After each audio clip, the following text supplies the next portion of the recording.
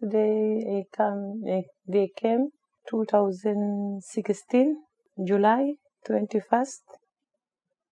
After 1 week, they say, this is which country I don't like. So when families first arrive in Tasmania, a representative from the Department of Education will make contact through the caseworker, and they'll come and deliver what we call an education talk. So they'll talk about education in Tasmania, what it looks like, the options.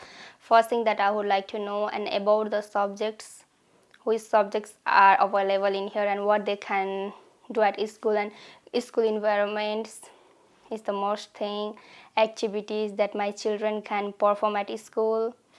So if students have decided to go to a Department of Education school, they'll come and complete an enrolment, they'll fill out all the paperwork, and on that day they'll get their uniform and books. They'll also choose subjects that they want to do, and they'll have a quick tour of the school just so they can orientate themselves, so they know where the office is and maybe where their home group class is. Generally there'll be an EAL teacher who will come and meet them at the office and just take them over and show them where to go, organise their locker, give them their timetable, take them to the classroom and introduce them to their home group teacher, and then organise some buddies that they can be with during the school day so that they know where to go and they don't get lost. I got two boys. One is 17 and one is 9. And I wish they could get more education. They are always behind of something, might be language barrier, might be cultural.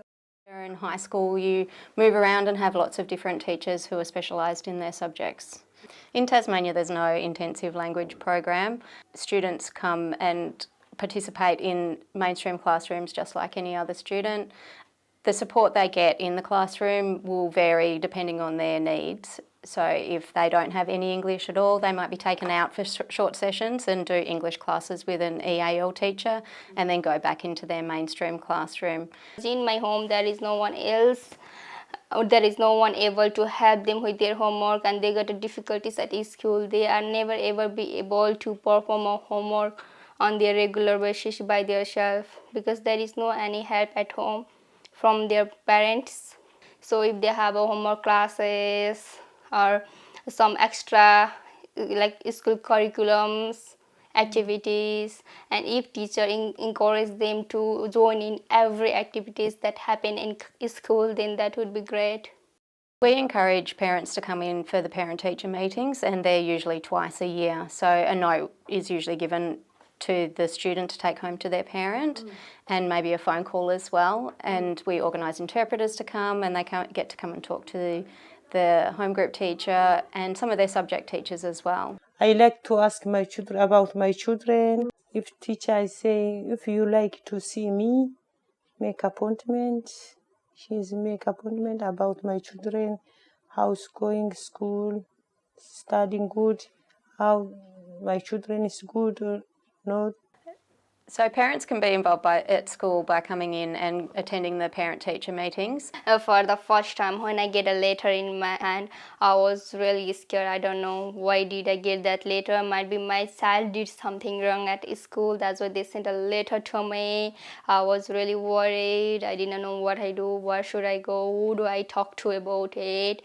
If parents are not sure what's involved in the paperwork, they should come into the school and ask. I want to go to a school to do about volunteer to help children to school. Generally there are occasions when parents can come into schools, such as watching assemblies, and there's sport days as well that they can come to. If parents have a Working with Vulnerable People card, they can come in and participate in some aspects of the school, maybe cooking classes and helping support with that. If parents have a problem, they're more than welcome and encouraged to come into the school. They can go into the main office and either the EAL teacher can be contacted and an appointment can be made, or they can just come to the office, and most office staff know how to deal with a problem if it arises, and they can set up an appointment, make sure an interpreter is available. Even if we can't get an on-site one, there can be a phone interpreter, especially for something that's urgent. Now I'm very comfortable to go, and I know where I have to go and who I'm going to see as well.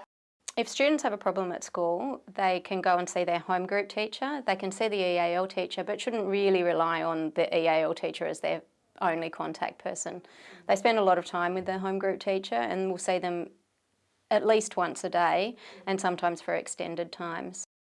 There's also social workers in the school, and there's school psychologists as well. And so depending on the nature of the problem, there's a whole pathway of referral systems in schools.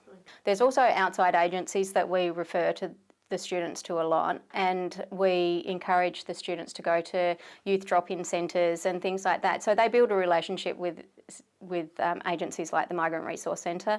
Before I don't listen English, no speaking. Now it's okay, and my children is good studying. We know it's difficult, and if your child needs help, the Migrant Resource Centre Tasmania and Catholic Care have study support programs that can support them. Especially, the Migrant Resource Centre Tasmania's Multicultural Youth Tasmania program runs weekly homework support programs for high school kids from beginner to advanced level.